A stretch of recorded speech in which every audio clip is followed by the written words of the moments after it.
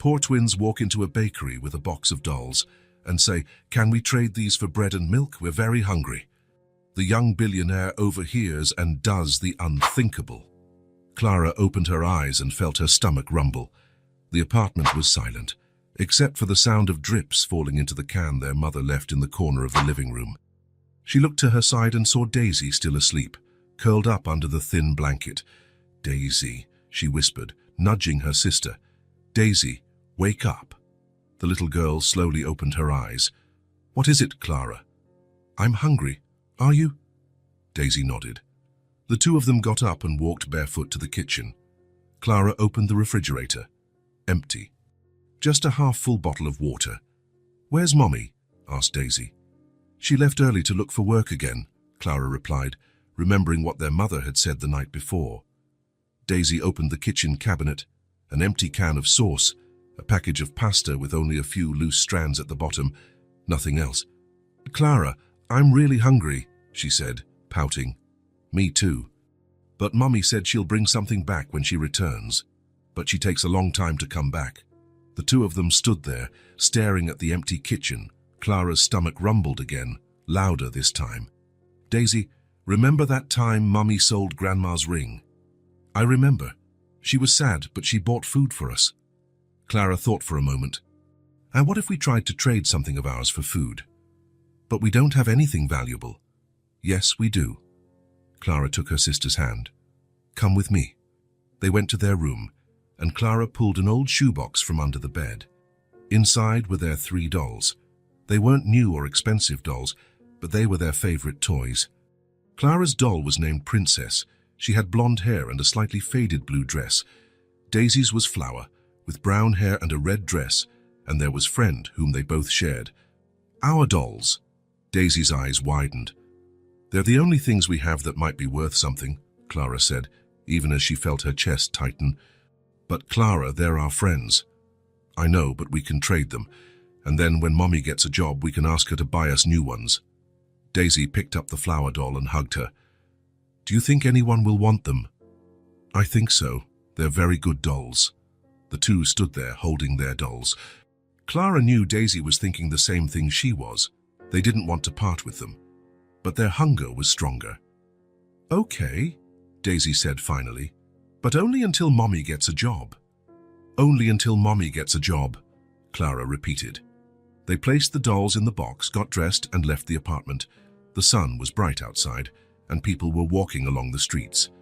Clara held her sister's hand, and the two walked slowly, looking for a place where they could try to make a trade. "Look there," Daisy pointed to a small bakery. "There are a lot of people. It must be a good place." Clara looked at the sign. Miller's Bakery. Fresh bread, homemade cakes. Her stomach rumbled just thinking about it. "Let's try," she said.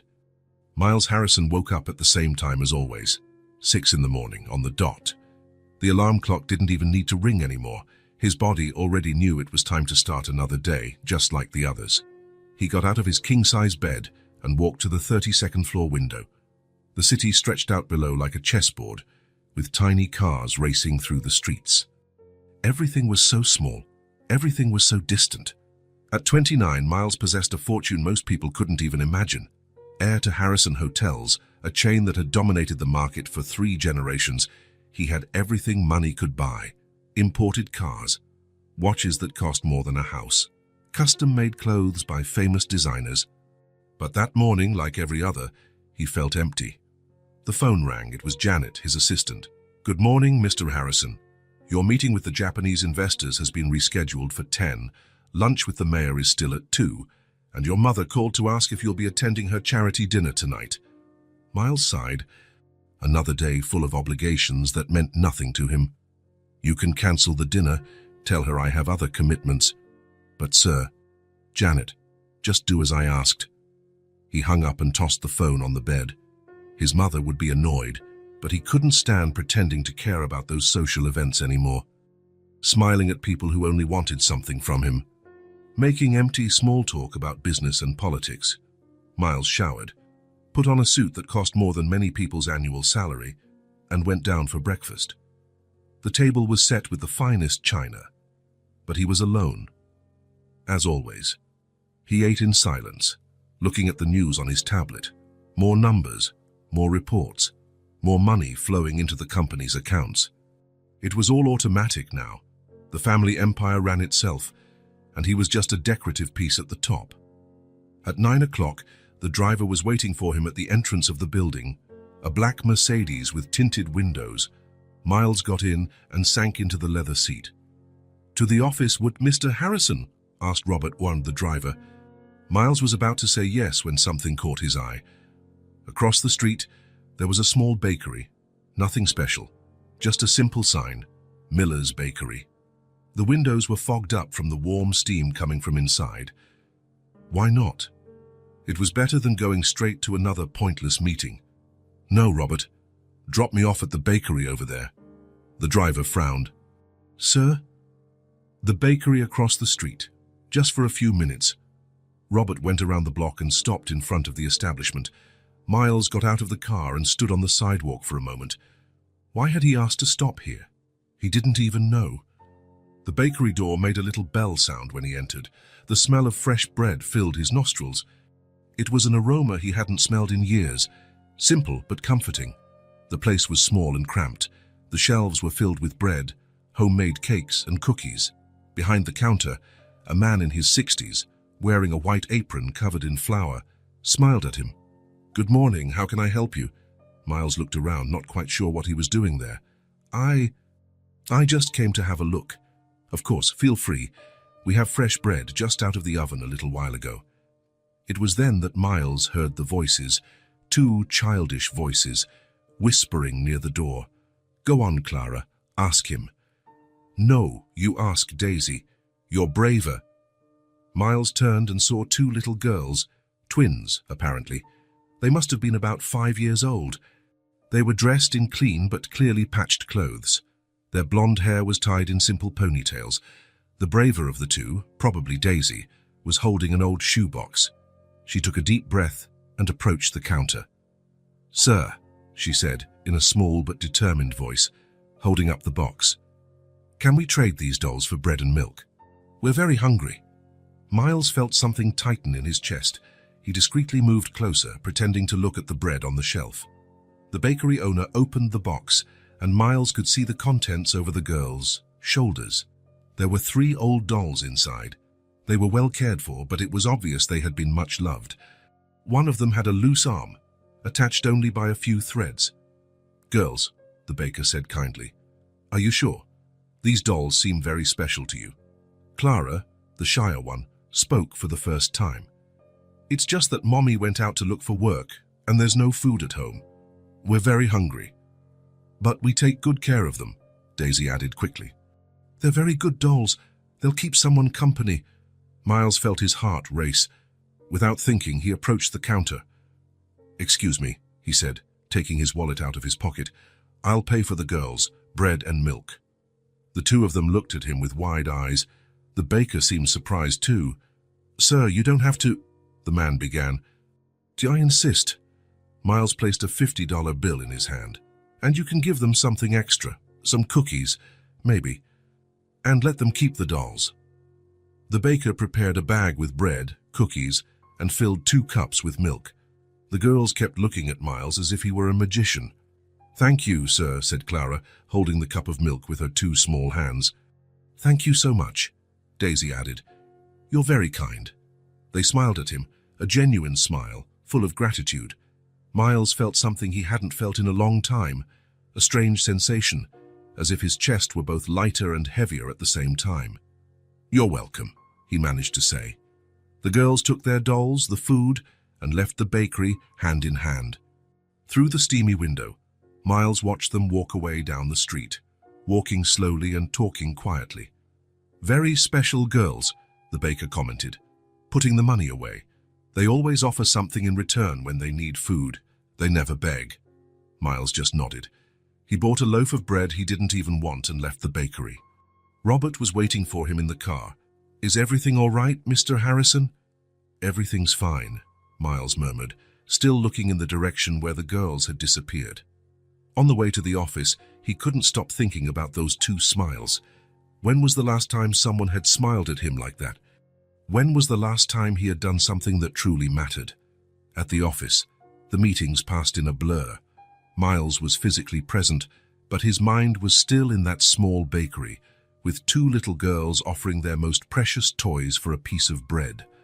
That night, alone in his silent apartment, Miles found himself looking out the window in the direction of the neighborhood where the bakery was.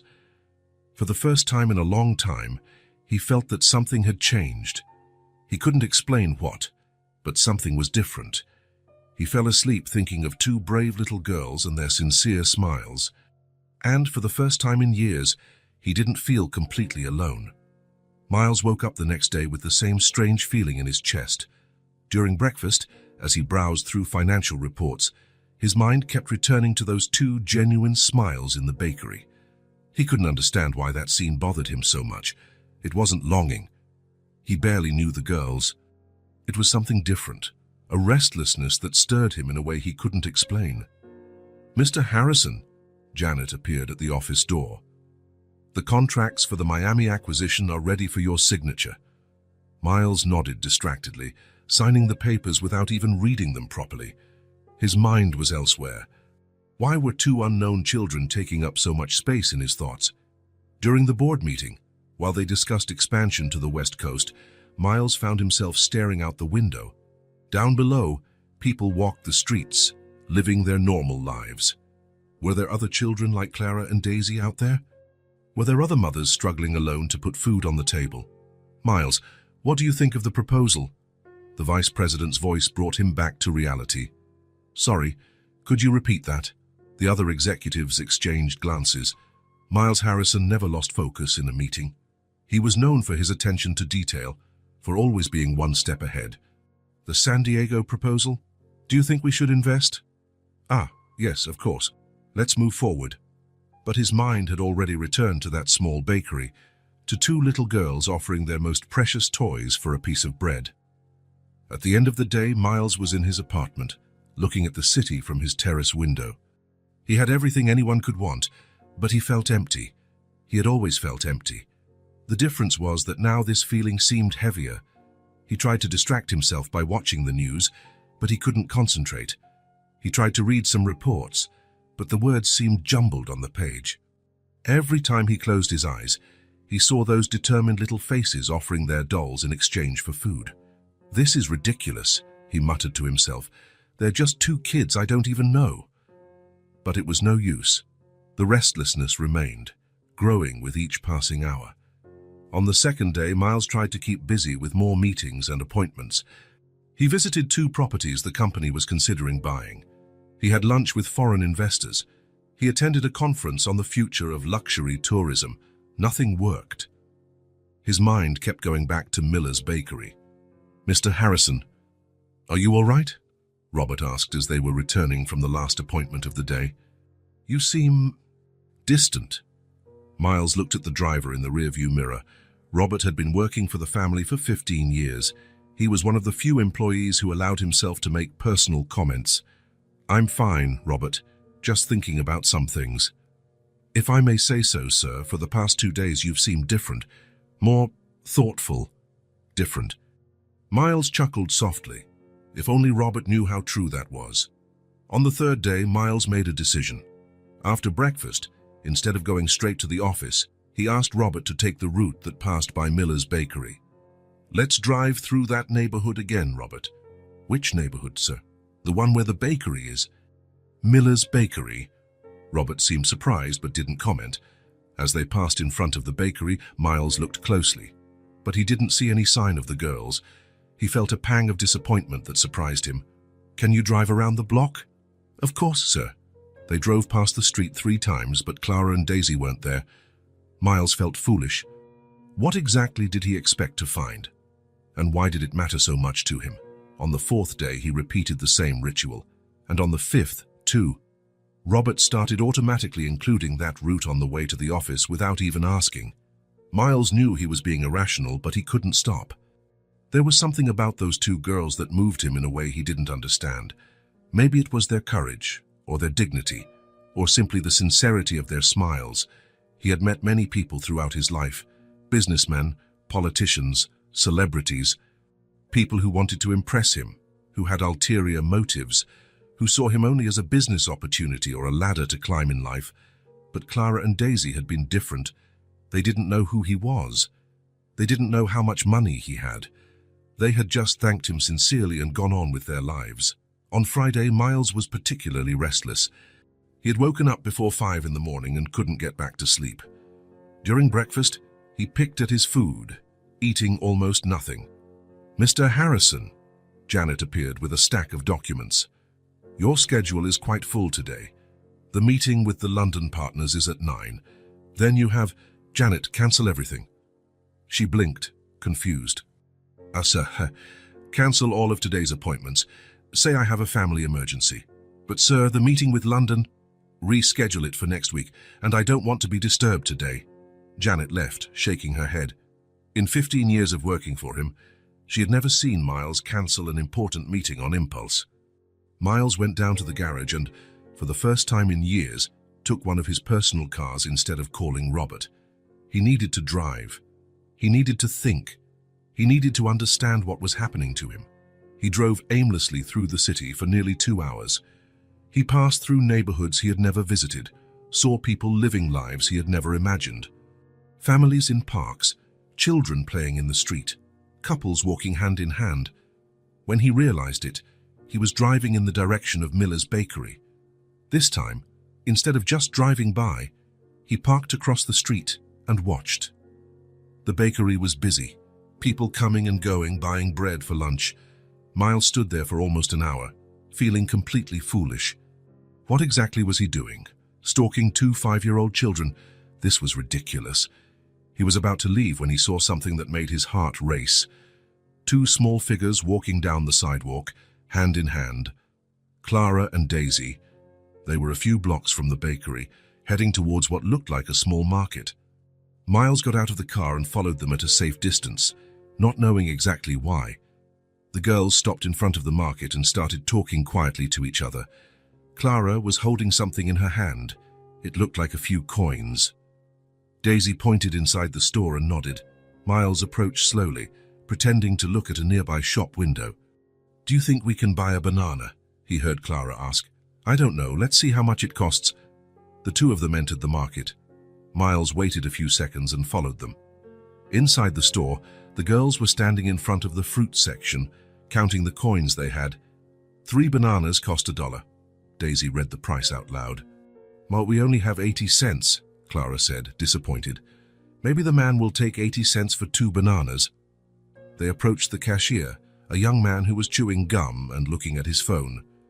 "Excuse me," Clara said shyly. "Will you take 80 cents for 2 bananas? The young man looked at them with a bored expression. "The price is right there. 3 for $1. I don't give discounts." "But we only have 80 cents, Daisy insisted. "And our mom is hungry."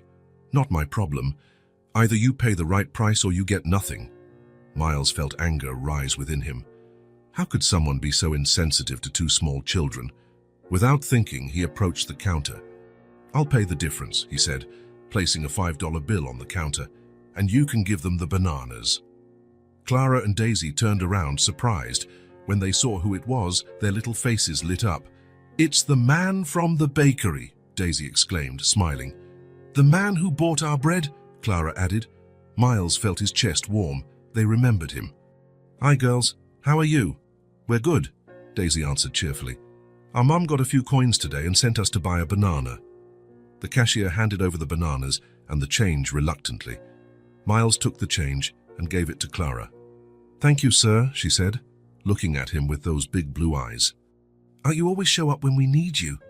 "It's like magic," Daisy added. Miles laughed. "It's not magic, just good luck.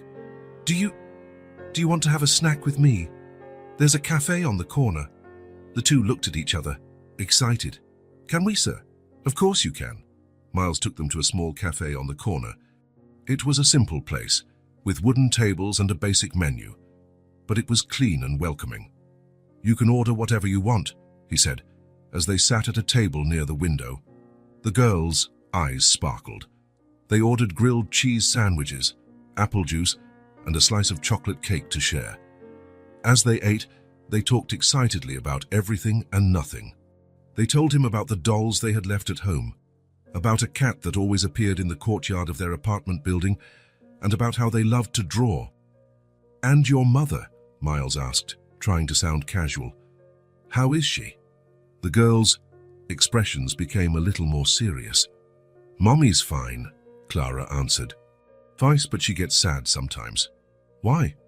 "Because there's no work," Daisy explained. "She goes out every day to look, but she always comes back without finding anything." "She's very good," Clara added. "She sings to us before we sleep, even when she's sad." Miles felt a pang in his chest. "What's your mother's name?" "Anna," they both answered at the same time. "And where do you live?" "In a tiny little apartment," Daisy said. "It's not very pretty, but Mommy always keeps everything clean." "Mommy says it doesn't matter where we live. What matters is that we love each other," Clara added. Miles was silent for a moment, processing this information. Anna, a single, unemployed mother, struggling to feed her 2 young daughters, and yet she was teaching them about love and dignity. "You two are very brave," he said finally. "Brave?" Daisy seemed surprised. "Yes, the way you take care of each other, the way you help your mother, that's being brave." The girls smiled, proud. When they finished eating, Miles walked them back home. They lived in an old building, with peeling paint and creaky stairs, but Clara and Daisy ran up them as if it were the most wonderful place in the world. "Thank you for the snack, sir," Clara said when they reached their apartment door. "It was the best snack we've ever had," Daisy added. "You're welcome. It was a pleasure getting to know you better." The girls went into the apartment, waving from the window. Miles stood there for a few minutes, looking at the building. When he returned home that night, the restlessness had subsided a bit, but it had been replaced by something even stronger, the desire to do something. He didn't know exactly what, but he knew he couldn't just go back to his life as if nothing had happened. Clara, Daisy, and Anna, a small family struggling to survive in a large, indifferent city. And somehow, they had stirred something inside him that he didn't even know existed. That night, for the first time in a long time, Miles slept peacefully. Miles woke up on Monday with a different feeling. It was no longer the restlessness that had been haunting him. It was something lighter, more hopeful. For the first time in years, he had something to look forward to besides meetings and financial reports. He took his personal car and drove to the neighborhood where Clara and Daisy lived. As he neared their building, he slowed down and looked around. He didn't see them anywhere. He parked across the street and waited. 10 minutes passed. 20. He was starting to feel ridiculous when the building door opened. Clara and Daisy came running down the stairs, as always, hand in hand. They stopped on the sidewalk and began to look from side to side, as if they were looking for something or someone. Miles felt his heart race. Were they waiting for him? He got out of the car and crossed the street. When the girls saw him, their little faces lit up. "Sir!" Daisy shouted, running towards him. "We were waiting for you. Waiting for me." Miles knelt down to be at their height. "Yes, we thought maybe you'd come again today," Clara explained, shy but smiling. "So we came to wait here on the sidewalk," Daisy added. "Our mum said we could stay here until 9. "Good thing I came at the right time then. Have you had breakfast yet?" The two of them shook their heads no. "How about we go have breakfast together?" The girls' eyes sparkled. Miles took them to the cafe on the corner. They sat at the same table near the window. Clara and Daisy ordered pancakes with syrup and hot chocolate. "Kind sir." Miles laughed when they used the nickname again. "That's what we call you," Daisy explained, "because we don't know your name." "My name is Miles." "Miles," Clara repeated. "That's a nice name." "Mr. Miles," Daisy smiled. "Now we can tell our mommy your name." And he came back. The next day and the next and the one after that. Every morning, Clara and Daisy waited for him on the sidewalk. Sometimes they would go for breakfast. Other times they would just walk around the neighborhood, talking. "Push us on the swing, Mr. Miles," Daisy asked, when he started taking them to a small park. "Higher, higher," Clara shouted, laughing. Miles found himself laughing too. When was the last time he had laughed like that? On the 4th day, they showed him their dolls. They had brought Princess on Flowers and Friend to the park. "This is Princess," Clara said. "She's very brave. And this is Flower." Daisy showed him hers. "She likes to dance." "And Friend belongs to both of us," Clara explained. "We share her."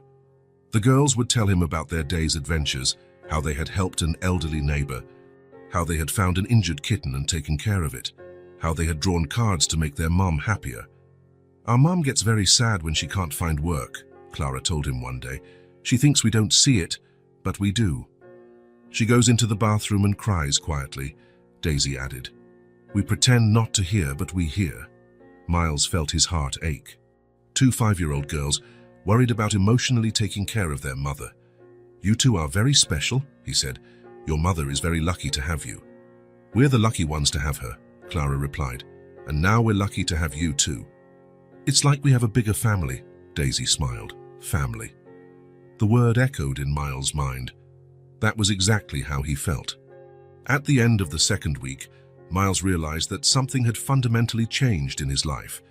His days revolved around these meetings with Clara and Daisy.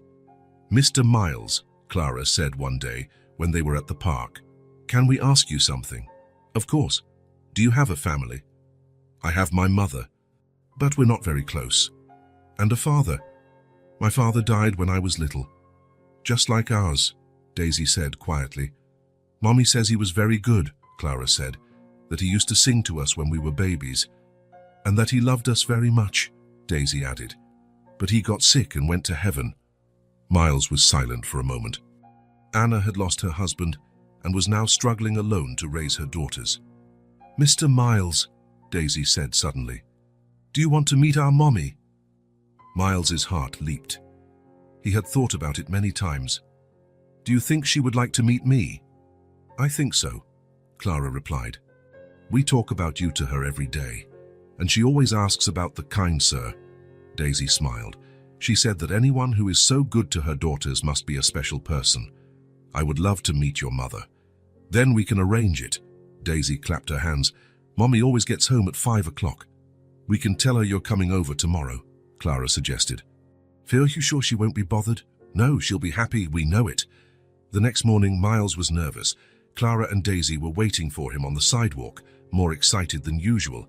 "Mr. Miles, Mommy said yes," Clara announced. "She's excited to meet you," Daisy added. "And she made lemonade." "It's the only special thing we had to offer," Clara explained. At 5 o'clock sharp, they went up the stairs of the building. Miles was carrying a bag with fruit, bread, milk, and some sweets. "Mommy, we're home!" Daisy shouted when they reached the 3rd floor. The door opened, and Miles saw a young woman with blonde hair tied in a simple ponytail. She was wearing a white blouse and a blue skirt, both clean but old. Her eyes were the same light blue as her daughter's. "Mommy, this is Mr. Miles," Clara said proudly. Anna smiled, and Miles understood where the girls had inherited that genuine smile. "It's a pleasure to meet you, Miles. I'm Anna. Clara and Daisy talk about you all the time." "The pleasure is all mine, Anna. Your daughters are extraordinary." "Please, come in." "Our apartment is small, but it's our home," Clara finished. Miles entered the apartment and understood immediately. The place was small and simple, but impeccably clean. There were flowers in bottles, the girls, drawings taped to the wall, and a sense of love that permeated every corner. "Please, have a seat," Anna indicated the sofa. "I made lemonade. I hope you like it." As Anna served the lemonade, Miles observed the apartment. There was little furniture, but everything was arranged with care. A small table, a bookshelf with a few books, and the girls' toys neatly organized. "Miles," Anna said, sitting across from him while Clara and Daisy played on the floor. "I don't know how to thank you for everything you've done for the girls. You don't need to thank me. It's a pleasure to be with them. They tell me about the breakfasts, the outings. You can't imagine how much that means to them, and to me." Anna paused, choosing her words carefully. It's been a long time since they've had a positive male figure in their lives. Since their father died. "Clara and Daisy told me you lost him when they were babies." Anna nodded, her eyes filling with sadness. "David, cancer. It was very fast. The girls don't even remember him, but I remember everything." She took a deep breath before continuing. "After he died, it was very difficult. I worked in a shop, but the money barely covered the bills. When the girls started to grow, the expenses increased and Anna paused, fighting back emotion. I lost my job 6 months ago. The shop closed. Since then, I've been looking for work every day, but it's hard, especially when you need flexible hours because of the children. Miles listened in silence, feeling a deep respect for this woman. So I do what I can to maintain our dignity, Anna continued. I've never begged, never asked for government help. I sell a few things when I need to, do some odd jobs, but... She looked at her daughters, who were playing quietly. Sometimes I wonder if I'm being stubborn, if I shouldn't just swallow my pride. But I want Clara and Daisy to learn that we can hold our heads high, even in the most difficult situations. And they have learned, Miles said softly. They are the most dignified children I have ever met. Anna smiled, tears forming in her eyes. Thank you for saying that. Sometimes I feel like I'm failing them. You're not failing. You're raising 2 extraordinary girls. They like you very much, Miles. They talk about you all the time. You've become very important to them. Miles looked at Clara and Daisy. They've become very important to me, too. More than I ever thought possible. Anna studied his face. May I ask why you're so interested in them? You seem to be a successful man. Since I met your daughters, my life has more meaning. They remind me of what truly matters. Anna nodded, as if she understood. They have that effect on people. They always manage to find joy in the simplest things. They talked for another hour. Anna told him about the dreams she had for her daughters. Miles talked about his work, but in a simple way. When it was time to leave, Clara and Daisy hugged him tightly. Did you like our house, Mr. Miles? Clara asked. I loved it. It's a home full of love. And did you like our mommy? Daisy wanted to know. Miles looked at Anna. Your mother is a very special woman. Now I understand where you get so much strength and kindness. When Miles left the apartment that night, he couldn't stop thinking about the difference between the 2 worlds. He had everything money could buy, but Anna had something he had never possessed. A true home. Unconditional love. For the first time, Miles wondered if there was a way to help Anna and the girls without offending their dignity. If there was a way to become part of that small but extraordinary family that had touched his heart. They've become very important to me too, he admitted, more than I ever thought possible. Anna studied his face for a moment. May I ask, why are you so interested in them? You seem to be a successful man. You must have a life full of important commitments. Miles thought about the question. How could he explain that meeting Clara and Daisy had changed something fundamental inside him? How could he say that for the first time in years he felt truly alive? Honestly, Anna, I can't fully explain it. But since I met your daughters, my life has more meaning. They remind me of what truly matters. Anna nodded, as if she understood. They have that effect on people. They always have. Even when we were poorer than we are now, they managed to find joy in the simplest things. They talked for another hour. Anna told him about the dreams she had for her daughters, about how she wanted them to study and have opportunities she never had. Miles talked about his work, but in a simple way, without mentioning the extent of his wealth. When it was time to leave, Clara and Daisy hugged him tightly. Did you like our house, Mr. Miles? Clara asked. I loved it. It's a home full of love. And did you like our mommy? Daisy wanted to know. Miles looked at Anna, who was watching the scene with a soft smile. Your mother is a very special woman. Now I understand where you get so much strength and kindness. As Miles left the apartment that night, his mind was buzzing. He had met many people in his life, but Anna was different. There was a quiet strength in her, a dignity that not even the most difficult circumstances could break. Driving back to his luxurious apartment, Miles couldn't stop thinking about the difference between the 2 worlds. He had everything money could buy, but Anna had something he had never possessed, a true home, unconditional love, and the genuine respect of people who truly knew him. That night, for the first time, Miles wondered if there was a way to bring these 2 worlds together, if there was a way to help Anna and the girls without offending their dignity, if there was a way to become part of that small but extraordinary family that had touched his heart in a way he had never imagined possible. Miles drove back to his apartment in silence, Anna's words echoing in his mind. When he arrived at the luxurious building where he lived, the doorman greeted him with the same professional smile as always, but Miles barely noticed. His head was somewhere else. In the elevator, looking at his reflection in the mirrored doors, he saw a well-dressed man in a suit that cost more than many people's rent for an entire year. But for the first time, that image bothered him. When he reached his apartment, the difference hit him like a punch to the gut. The place was 3 times the size of some entire apartments, with furniture that cost fortunes, works of art on the walls, and a prime view of the city. Everything perfect, everything expensive, everything empty. Miles poured himself a whiskey from a bottle that cost more than Anna spent on food in 6 months, but the liquid tasted bland in his mouth. He walked to the panoramic window and looked at the city below. Somewhere in that vast expanse of lights, Anna was putting Clara and Daisy to bed, probably singing to them as they did every night, even when she was too tired to stand, probably wondering if she would find work the next day, if there would be enough food for another week.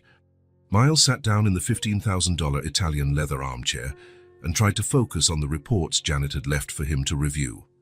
But the words seemed jumbled on the page. Every time he tried to focus on the numbers, he saw Anna's blue eyes telling her story with a dignity that left him speechless. "I do what I can to maintain our dignity," she had said. "I've never begged." Miles dropped the papers and put his head in his hands. When was the last time he had met someone with so much inner strength? When was the last time he had felt so small in the face of someone else's greatness of character? He tried to distract himself by turning on the 70-inch television, but the images passed without registering in his mind. He tried to take a bath in the marble tub that was larger than Anna's entire bathroom, but the hot water couldn't ease the restlessness he felt. That night, Miles barely slept. He lay in his king-size bed, staring at the ceiling, thinking about the stark difference between the 2 worlds he had experienced that day. On one hand, his life of purposeless luxury. On the other, a small but united family fighting with dignity against adversity. The next morning, Miles woke up with a crystal-clear certainty. He had to do something, but not just anything. He didn't want to be another rich man handing out charity to ease his conscience. He wanted to do something that truly mattered, something that respected the dignity of that family, that had moved him more deeply than any million-dollar deal. During breakfast, Miles could barely eat. His mind was too busy processing what he had discovered about himself in the last 24 hours. He wasn't just rich and empty. He was capable of feeling something real, something profound when he met genuine people. "Mr. Harrison?" Janet appeared at the office door with a stack of documents. "The contracts for the Seattle acquisition are ready, and the board wants to meet this afternoon to discuss the expansion into Europe." Miles looked at her as if he were seeing her for the first time. Janet had worked for him for years, but he had never asked about her personal life. He had never been interested in knowing if she had children, if she was happy, if her dreams were being realized. "Janet," he said suddenly, "do you have children?" She blinked, surprised by the unexpected question. "I do, sir. 2 girls. Emma and Sophie. How old are they?" 8 and 10. "And you? Do you get to spend enough time with them?" Janet seemed even more confused. "Well, I work a lot, as you know, but I try to make up for it on the weekends." Miles nodded, feeling a pang of guilt. How many extra hours had he asked Janet to work over the years? How many times had she missed important moments with her daughters because he needed another report, another meeting? "Janet, starting today, I want you to leave at 5 o'clock every day. I don't want any more unnecessary overtime." "Sir, but what if something urgent comes up?" "If it's truly urgent, we'll deal with it. But your family is more important than any report." Janet smiled, clearly touched. "Thank you, Mr. Harrison. That means a lot to me." After she left, Miles was alone with his thoughts. He began to wonder how many other people in his life he had treated as pieces of a chess game, useful only for his own goals. During lunch, Miles couldn't concentrate on the conversation with the London investors. His mind was busy drawing up a plan. He wanted to help Anna, but in a way that preserved her dignity. He didn't want to give her money. He wanted to give her an opportunity. Anna had said she looked for work every day. that she needed flexible hours because of the girls. Miles owned a hotel chain. Surely there would be a suitable position for her somewhere. After lunch, Miles asked Janet to bring the human resources files for all the chain's hotels in the city. He wanted to understand exactly what types of vacancies were available, which offered the best benefits, and which would have hours compatible with a single mother's routine. "Mr. Harrison," Janet said as she brought the files, "may I ask why you're interested in the HR details? Usually, that's handled by the managers. I'm thinking about some changes. I want to better understand how we treat our employees." Miles spent the entire afternoon studying the files. He discovered that Harrison Hotels offered a decent benefits package, health insurance, meal vouchers, and a partner daycare for employees, children. Nothing revolutionary, but better than many companies. There was a vacancy in the housekeeping department of the main hotel. Hours from 6 in the morning to 2 in the afternoon, Monday to Friday. Perfect for someone who needed to pick up their daughters from school. The salary wasn't high, but it was stable, with the possibility of internal growth. Miles made a few calls to the HR department. He wanted to make sure everything would be ready, that there would be no unnecessary bureaucracy, that the process would be as smooth as possible. "Mr. Harrison," said Margaret, the HR director, when he explained the situation, "it's very noble of you to take a personal interest in a candidate, but may I ask how you know this person?" "It's a personal situation, someone I admire very much. I want to make sure she gets a fair opportunity." "Of course, sir. I'll arrange everything. She can start on Monday if she wants." When he finished his calls, Miles felt something he hadn't felt in a long time: purpose.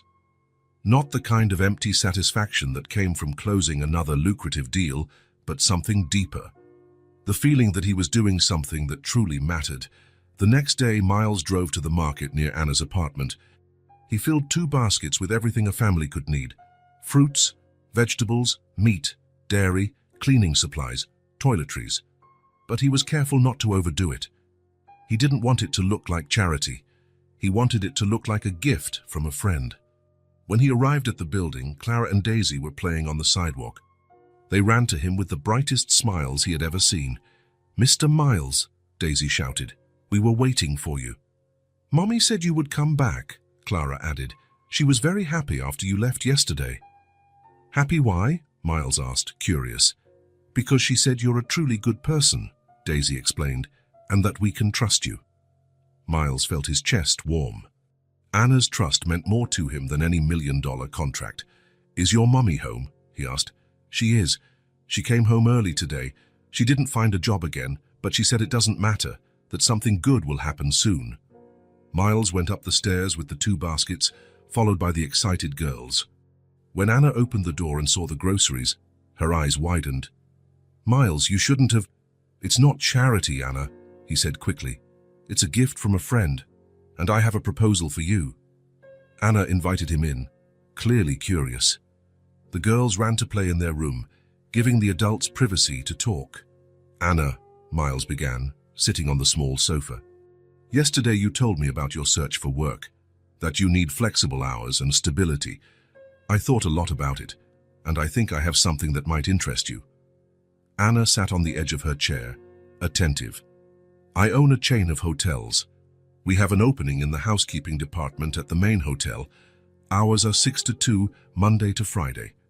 Full health insurance, meal vouchers, and we have a partnership with an excellent daycare where Clara and Daisy could stay while you work." Anna's eyes filled with tears. "Miles, is this real?" "Completely real.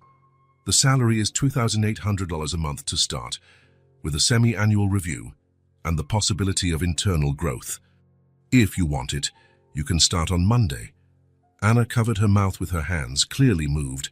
"I don't know what to say." "Say you'll accept. Not because you have to, but because you deserve it. Because you are a hard-working, dedicated woman, and any company would be lucky to have you." "But Miles, why are you doing this? You barely know me." Miles thought about the question for a moment. "Because you taught me something important, Anna. You showed me what real dignity is, what true strength is, and because Clara and Daisy taught me what unconditional love is." The three of you have changed my life more than any professional success ever has. Anna started to cry, but they were tears of relief and gratitude. It's not out of pity, she asked, vulnerably. Anna, look at me, Miles said, leaning forward. You've raised two extraordinary daughters on your own. You've maintained your family's dignity, even in the most difficult circumstances. You teach love and hope every day. I don't feel pity for you. I feel admiration, deep respect, and I'm honored to be able to offer you this opportunity. Anna wiped her tears and smiled. Then I accept with great pride. At that moment, Clara and Daisy came running from the kitchen. Mommy, why are you crying? Clara asked, concerned. They're happy tears, my love, Anna said, hugging them both. Mr. Miles offered Mommy a job. A real job? Daisy asked, excited. A real job, Anna confirmed. Yes, with a salary every month, health insurance, and you'll get to stay at a cool daycare while I work. The girls started jumping for joy, hugging Miles tightly. Now we won't be hungry anymore, Clara exclaimed. And Mommy won't be sad anymore, Daisy added. Miles knelt down to their level. Do you know why your mom got this job? The two of them shook their heads no. It's because she is a very special person, very hardworking and dedicated. She deserves all the good things that are happening. And because you are our guardian angel, Clara said, making Miles laugh. I'm no guardian angel. I'm just a friend who wants to see you happy. When Miles left the apartment that afternoon, he felt different. Lighter, yet at the same time fuller. For the first time in years, he had used his position and resources for something that truly mattered, not to make more money or impress investors, but to change the lives of people who had changed his. Driving back home, Miles reflected on how strange it was that three people he had met by chance in a bakery had made such a profound impact on his life. Anna, Clara, and Daisy had shown him what he was missing in his world of empty luxury. Real human connection, true purpose, and the satisfaction that comes from making a difference in someone's life. That night, Miles slept better than he had in years, and for the first time in a long time, he woke up looking forward to what the next day would bring. On Monday morning, Anna woke up at 5 o'clock. For the first time in months, it wasn't the knot of anxiety in her stomach that woke her, but anticipation. Today she would start a real job. A job with a contract, benefits, and the possibility of giving Clara and Daisy a better life. She got up quietly, showered quickly, and put on the clothes she had set out the night before. Clean jeans and a simple white blouse. Nothing fancy, but dignified. She wanted to make a good first impression. Mommy? Clara appeared at the bedroom door, rubbing her eyes. Is it time yet? Not yet, my love. Go back to sleep. I'll wake you up in a little while. But Clara didn't go back to bed. Instead, she came closer and hugged Anna around the waist. Mommy, I'm proud of you.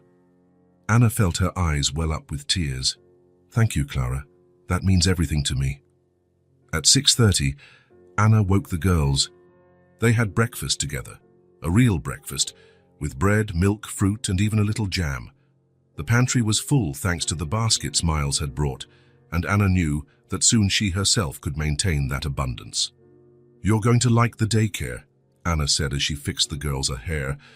Miss Margaret explained to me that they have toys, books, sway, and other kids for you to play with.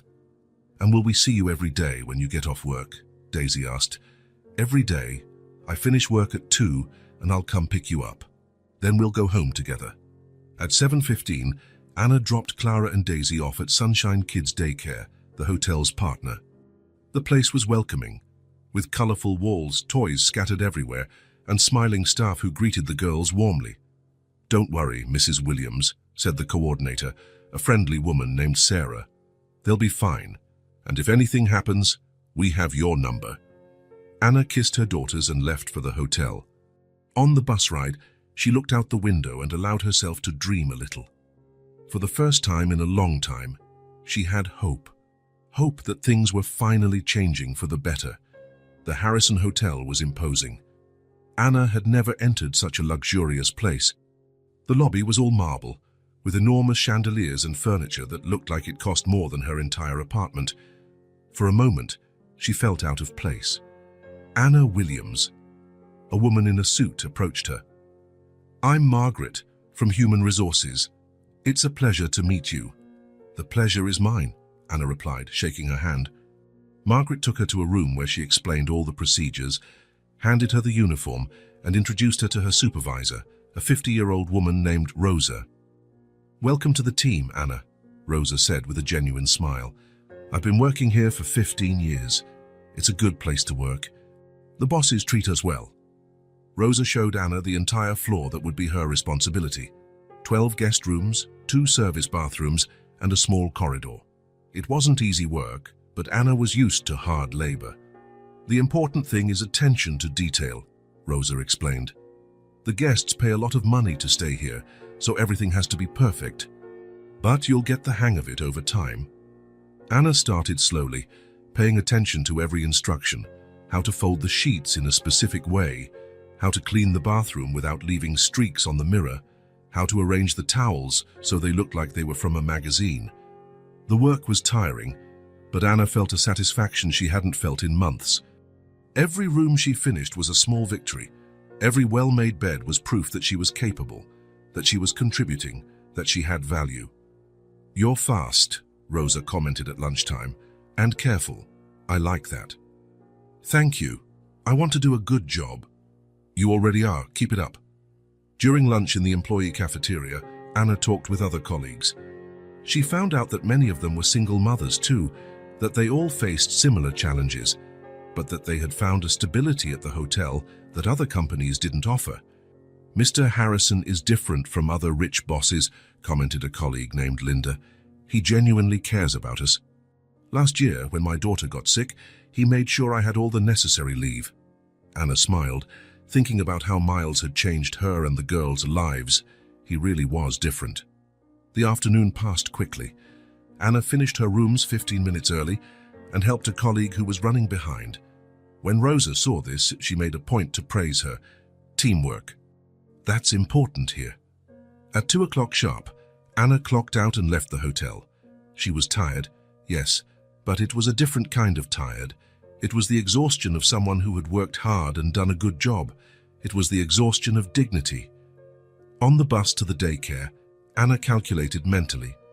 With the salary she was going to receive, she could pay the rent on time, buy enough food for the whole month, and still have a little left over for emergencies.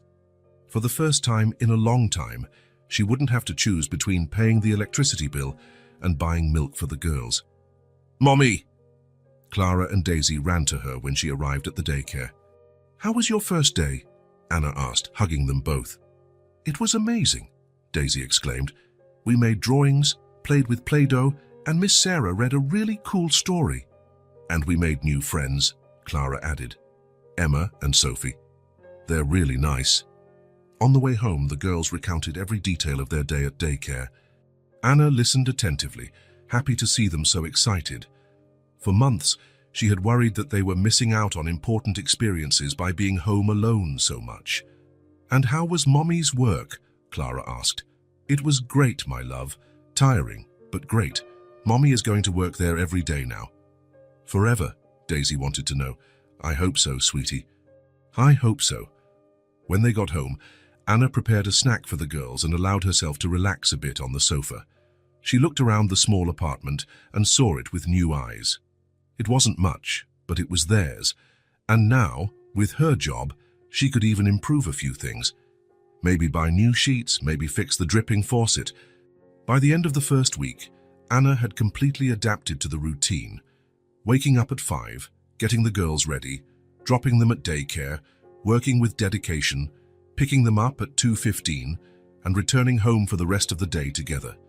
"Rosa is very impressed with you," Margaret commented on Friday. "She said you're one of the best employees she's ever trained." Anna smiled, proud. "Thank you, I try my best. And it shows. Keep up the good work." On Friday night, Anna did something she hadn't done in a long time. She cooked a special dinner for the girls. Nothing extravagant, but a roast chicken with potatoes and salad. A real family dinner. "Mommy, why is the food so yummy?" Daisy asked. Anna laughed. "Because Mommy's happy. When you're happy, everything tastes better." "Are you happy because of your job?" Clara wanted to know. I'm happy for many things, my love. For the job, for you two, for having met Mr. Miles, for having food on the table, for being together and healthy.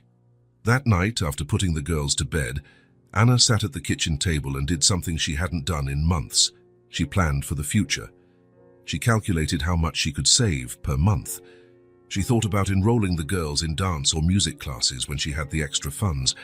She even dreamed of getting a bigger apartment in the future. But the most important thing was the feeling of stability. For the first time since David had died, Anna felt she had control over her life, that she wasn't just surviving but living. On Saturday morning, Anna woke up rested. There was no rush, no anxiety about looking for work, just a quiet weekend with her daughters. "Mommy," Clara said during breakfast, "you seem different." "Different how?" "More happy, less worried." Anna smiled and hugged her daughter. "It's because I am, my love. Mommy is very happy." And it was true. For the first time in a long time, Anna Williams was happy. Not just relieved or hopeful, but genuinely happy. She had a job that respected her dignity, healthy daughters and a full pantry. She had stability, purpose, and the feeling that the future held good things. When she lay down in bed that night, Anna gave a silent thanks.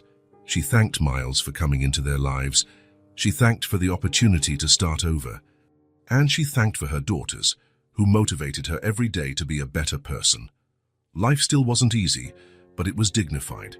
And for Anna, that made all the difference. Miles was in his office reviewing some contracts when an idea came to his mind. It had been 2 weeks since Anna had started working at the hotel, and from the reports he received, she was doing exceptionally well. Rosa couldn't stop praising her dedication and attention to detail, but Miles hadn't seen Clara and Daisy since the day he offered Anna the job. He missed them. He missed their genuine smiles, their spontaneous conversations, the pure joy they brought to his life. He picked up the phone and called Margaret in Human Resources. "Margaret, can you give me Anna Williams's number? I want to talk to her about something." "Of course, Mr. Harrison. Is there a problem with her work?" "No, on the contrary. It's something personal." Miles called Anna that afternoon, when he knew she would already be home with the girls. "Anna, it's Miles." "Miles? What a nice surprise. How are you?" "I'm well. And you all? How is the adjustment to the job going?" "It's been wonderful. I don't know how to thank you for everything you've done for us. You don't need to thank me. Actually, I wanted to make a proposal. How about Clara and Daisy spend a Saturday with me at the hotel? They could see where you work, maybe have lunch at the restaurant, use the pool." On the other end of the line, Anna was silent for a moment. "Miles, that's very generous, but I don't want you to feel obligated." "Anna, it's not an obligation, it's a desire. I miss the girls, and I think it would be nice for them to see where their mom works, to feel a part of it all. Let me ask them." Miles heard Anna calling the girls and explaining the proposal. The response was immediate, shouts of joy and a chorus of, "Yes, yes, yes." "I think you have your answer," Anna laughed. "Far they would love to."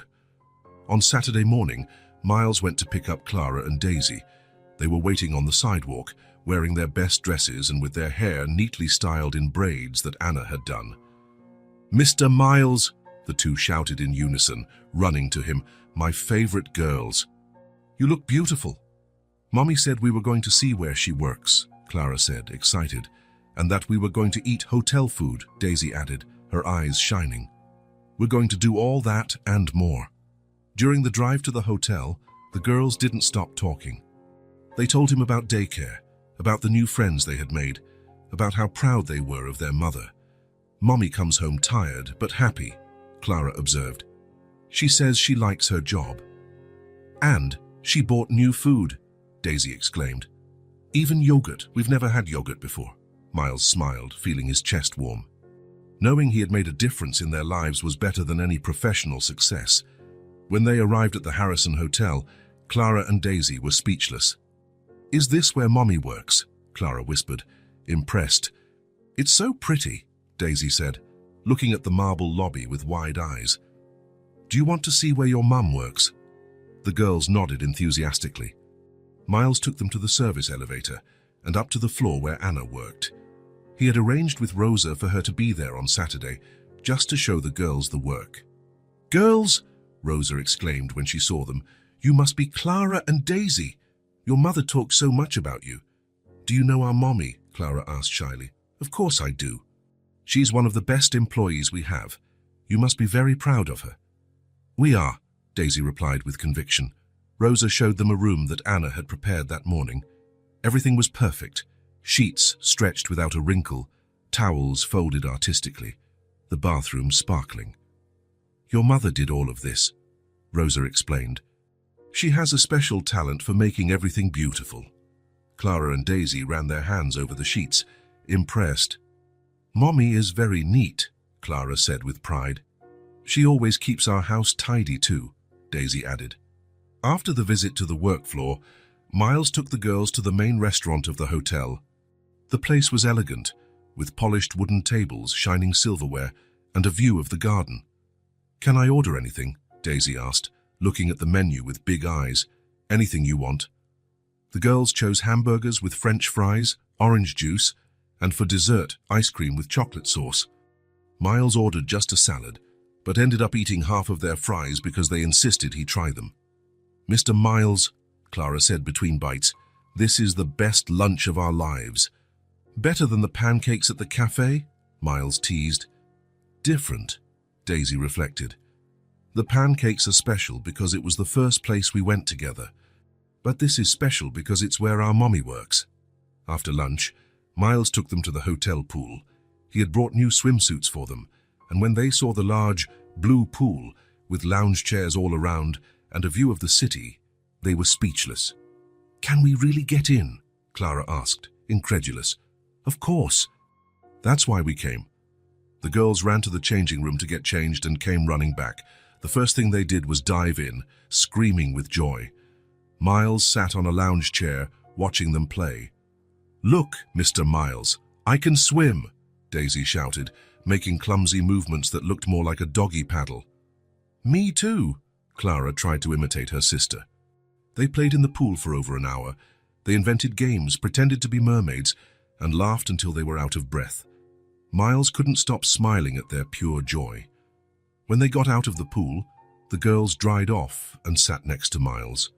"Mr. Miles," Clara said, suddenly serious, "we wanted to tell you something." "What is it?" "We've never had such a special day," Daisy began. "We've never eaten in such a beautiful place, never swum in such a big pool." "We felt like princesses," Clara added. "You are princesses. Very special princesses." Clara was thoughtful for a moment. "Mr. Miles, maybe now we'll be able to get a good education," she said, and then shook her head. "But this is already good enough.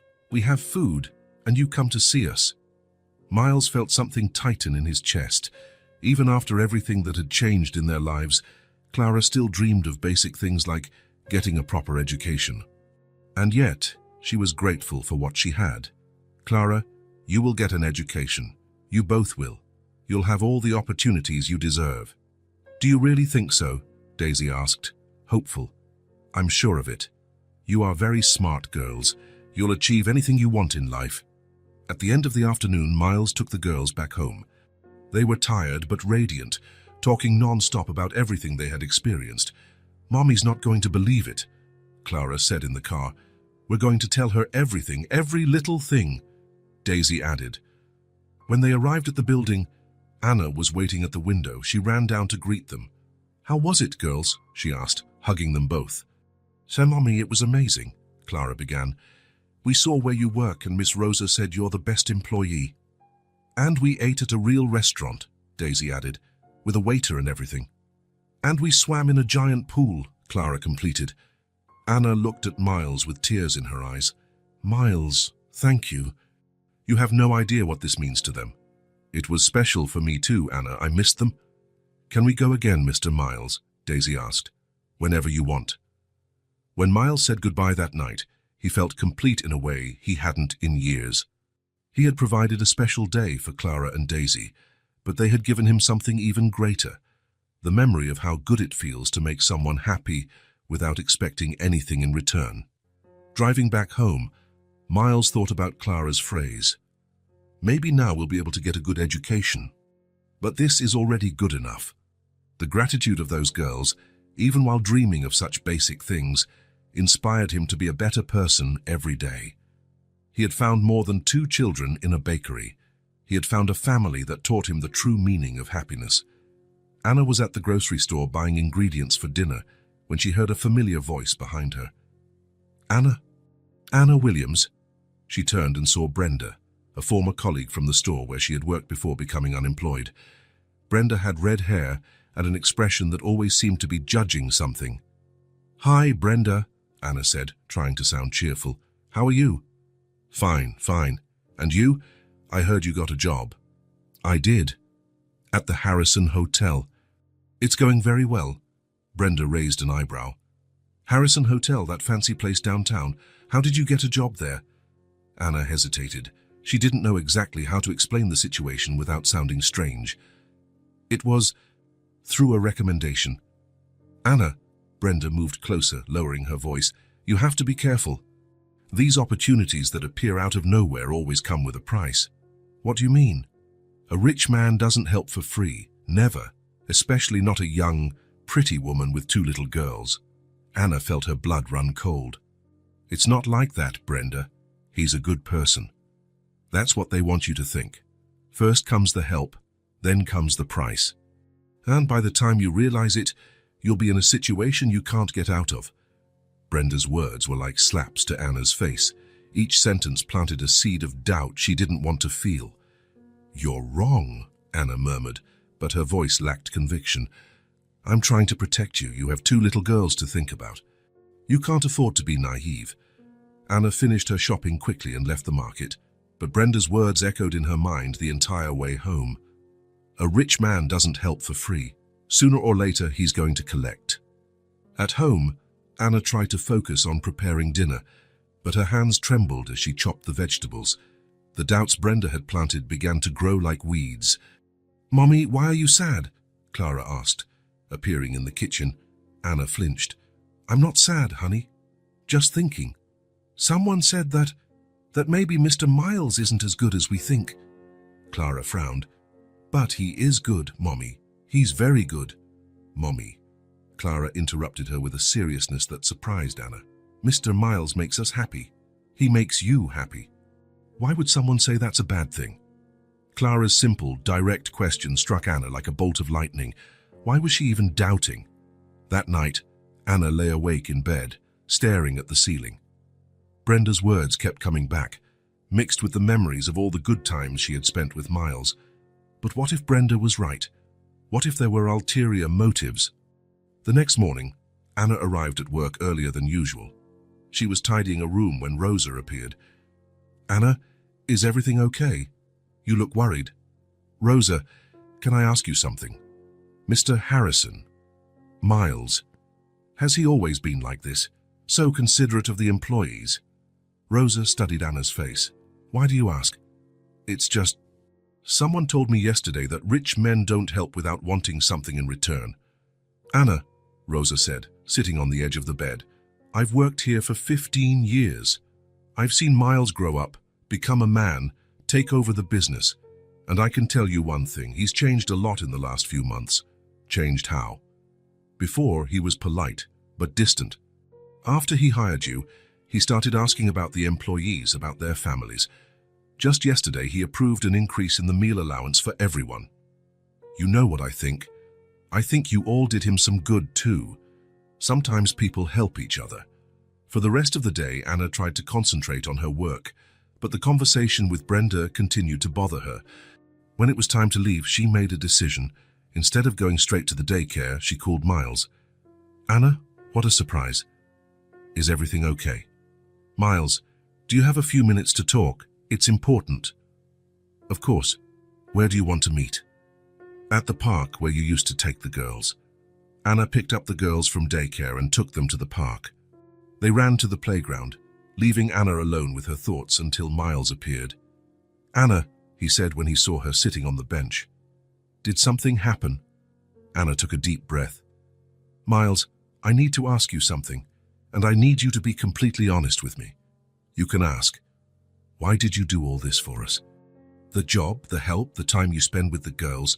Why, what do you want in return? Miles sat down next to her, clearly confused. Anna, I don't understand. Did something happen? I ran into an old colleague yesterday. She said rich men don't help for free, that there's always a price. And I got to thinking. Miles was silent for a long moment, and Anna felt her heart race. Anna, he said finally, his voice soft but firm. Look at me. She turned to face him. I don't want anything from you. Nothing. I just want you to be okay. But why? Why do you care? Miles sighed, as if trying to find the right words. Before I met you and the girls, I was empty. I had everything money could buy, but I had no life. I had no purpose. You showed me what really matters. You showed me what true love, a real family, is like. He paused, looking at Clara and Daisy playing on the swings. I should be thanking you, not the other way around. You saved my life in a way you can't even imagine. Anna felt tears well up in her eyes. But what if people talk? Let them talk. I know who I am. You know who you are. And the girls know that we care about each other. That's what matters. Anna wiped her tears and smiled. I'm sorry for doubting. You don't need to apologize. It's natural for you to protect yourself. At that moment, Clara and Daisy ran towards them. Mr. Miles, Daisy shouted. We didn't know you were coming. I came to visit you. I missed you. We miss you too, Clara said, throwing herself into his arms. Actually, Miles said, I brought a surprise for you. What surprise? They both asked at the same time. Miles went to his car and came back carrying 2 colorful backpacks, 2 small school uniforms, and a bag full of school supplies. You're going to start studying in a real school, he announced. Clara and Daisy were silent for a moment, as if they couldn't believe it. Then they exploded into shouts of joy. Really? Clara asked, picking up the pink backpack. Very real. You're going to Sunshine Elementary on Monday. Daisy hugged the purple backpack against her chest. Are we going to have a real teacher? A real teacher, classmates, recess, everything. The 2 girls dropped their backpacks and ran to hug Miles at the same time, almost knocking him over. Thank you, Mr. Miles, Clara said, squeezing him tight. You're the best friend in the world, Daisy added. Then Clara stepped back a little and looked at Miles with her serious blue eyes. Mr. Miles, she said slowly, you seem like a dad to us. Anna felt her heart stop for a moment. Yeah, Daisy agreed. A dad who takes care of us, brings us presents, and makes us happy. We love you very much, Clara said simply. Miles stood motionless, clearly emotional. Anna saw tears form in his eyes, the first time she had seen him cry. He began, but his voice failed him. We really do love you, Daisy insisted. The way we loved the daddy who went to heaven, but who we don't remember. But we remember you, Clara completed. Toys, and we want you to always be with us. Miles knelt to their height and pulled them into another hug, this time not hiding his tears. I love you too, he said with a choked voice. More than you can imagine. Anna felt her own tears fall. She had never seen someone so moved by the simple, pure love of her daughters. And in that moment, all the doubts Brenda had planted disappeared completely.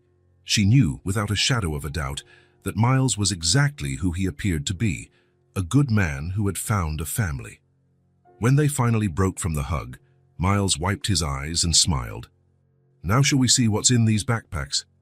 Clara and Daisy spent the next half hour exploring every item, colored pencils, new notebooks, animal-shaped erasers. Each discovery was met with exclamations of joy. Mommy, look! Clara showed a pencil case full of colored pencils. There are 24 colors. And look at this, Mommy. Daisy showed off a small calculator. It's for math. Anna watched it all with a full heart. It wasn't just about the material gifts, but what they represented: hope, a future, possibilities. As the sun began to set, they prepared to leave. The girls couldn't stop talking about school. Miles, Anna said as he put the backpacks in the car, thank you for everything, and I'm sorry for doubting. You don't need to apologize. You were protecting your daughters. And thank you for being who you are, for genuinely caring. Miles smiled. Thank you for letting me be a part of your family. Family. The word that had frightened Anna at first now sounded perfect. That night, when Anna put the girls to bed, they couldn't stop talking about school. "Mommy," Clara said before closing her eyes, "do you think Mr. Miles will always be our friend? Always, my love. Even when we grow up. Even when you grow up." And for the first time since her conversation with Brenda, Anna truly believed it.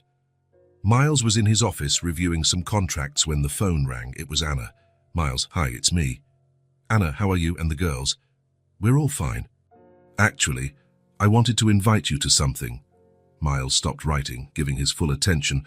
"What kind of invitation?" "A dinner, here at my place. Tomorrow night, if you can.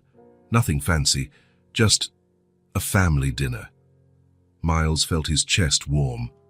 "I would love that." "Great. Is 7 o'clock good?" "Perfect." The next day, Miles left work early. He stopped at a flower shop and bought a simple bouquet of daisies for Anna. He also bought chocolates for Clara and Daisy. When he arrived at the building, he could smell home-cooked food coming from several apartments. It was dinner time, and families were gathering. For the first time, he felt like a part of that world. "Mr. Miles!" Clara and Daisy shouted when he knocked on the door. "My favorite girls," he said, hugging them both. "How are you?" "We're good. Mommy is cooking a very yummy dinner," Daisy announced. "And we helped," Clara added proudly. Miles entered the apartment and immediately noticed the difference.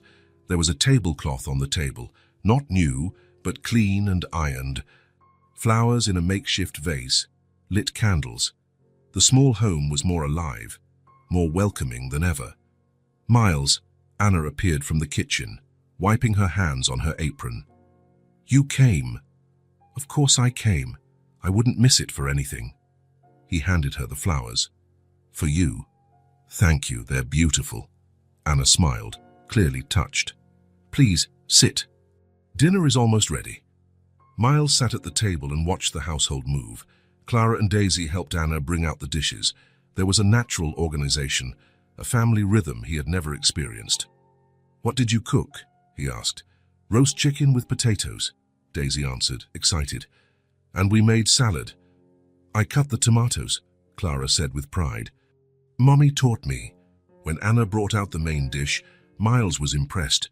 The chicken was golden, the potatoes perfectly cooked, the salad colorful and fresh. It was simple, but made with love. "Anna, this looks amazing." "Thank you. It's been a long time since I've cooked a full dinner like this." During the meal, they talked about everything and nothing. Clara and Daisy told him about their new school, about the friends they were making. Anna talked about her job, about how fulfilled she felt. Miles realized he was relaxed in a way he had never experienced before. It was just a family sharing a meal and talking about their day. "Mr. Miles," Clara said suddenly, "we have a surprise for you." "A surprise?" "Yes," Daisy confirmed, jumping out of her chair, "but only after dessert." Dessert was homemade pudding that Anna had made. Miles ate every spoonful slowly, savoring not just the sweet taste, but the moment. "Can we give him the surprise now?" Clara asked Anna. "Yes, you can." The two girls ran out and returned, carrying something wrapped in colorful paper. "It's for you," Daisy said, handing him the gift. "You shouldn't have." "Yes, we should have," Clara insisted. "Open it." Miles unwrapped it carefully. Inside was a cardboard picture frame decorated with glitter, ribbons, and glued-on stars. In the center, a drawing made with colored pencils, 4 figures holding hands, a tall blonde woman, 2 identical little girls, and a man in a suit. Below the drawing, in neat letters that Anna had clearly helped write, it said, "Our friend, our heart, our family." Miles stared at the gift, unable to speak. His hands trembled slightly as he held the picture frame. "We made it together," Clara explained. "I drew you and Daisy drew Mommy. And Mommy helped with the words," Daisy added. "Do you like it?" Miles tried to answer, but his voice wouldn't come out. He looked at the drawing again, at those 4 united figures, and felt something break inside his chest. But it wasn't a painful break. It was as if a wall he had built around his heart had finally crumbled. "Miles," Anna asked, concerned, "are you okay?" He wiped his eyes and smiled. "It's the most beautiful gift I've ever received in my life." "Really?" Clara asked. "Really? Can I hug you?" Clara and Daisy threw themselves into his arms at the same time. Anna moved closer and was also included in the hug. There in that small apartment, holding these three people who had completely changed his life, Miles finally understood. He was no longer alone. For years, he had lived in luxurious apartments, surrounded by expensive objects, but completely isolated. He had mistaken success for happiness, money for love, status for purpose. But there, at that simple table, with that homemade dinner, with that handmade gift, he had found something he didn't even know he was looking for. A home, not an expensive, empty place, but a space full of life, laughter, and genuine conversation. A place where he was expected, wanted, and loved for who he was, not for what he possessed. A family, not ties of blood or convenience, but people who cared for each other, who supported each other, people who had chosen him and whom he had chosen back. Real love. Not the kind of self-serving affection he had known his whole life, but something pure, unconditional, and transformative. The love of two little girls who saw him as a hero. The respect of a strong woman who trusted him. "Mr. Miles," Daisy said, still in the hug. "Why are you crying?" "They're happy tears, sweetie. I'm very, very happy." "We are too," Clara said. "We're a family now, right?" Miles looked at Anna, who was smiling through her own tears. "Yes, we are," he confirmed, "a real family." That night, when Miles returned to his apartment, everything seemed different. The place was still luxurious, but now it had a purpose. It was where he lived so he could be close to his family. What really mattered was kept carefully on his nightstand, a handmade picture frame made by two little girls who loved him. He called Janet the next morning. "Janet, I want to make some changes to my schedule. From now on, I want to always have Friday afternoons free and never schedule anything on the weekends unless it's truly urgent." "Is there a problem, Mr. Harrison?" "No problem at all. It's just that now I have a family to take care of." Miles Harrison had begun his journey as a lonely billionaire, owner of everything but empty inside, and he ended it as something much better.